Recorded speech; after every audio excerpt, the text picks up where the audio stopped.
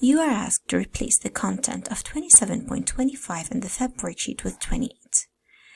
Going to the Feb worksheet, I'm trying to find the number 27.25.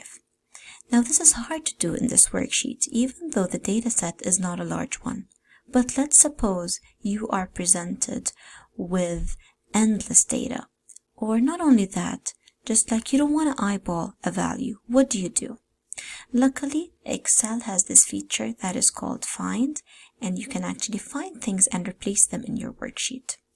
So to do that, you can hit the shortcut Control F, or you can go to Home, and under Editing, you're going to hit Find and Select, and then you are going to hit Replace.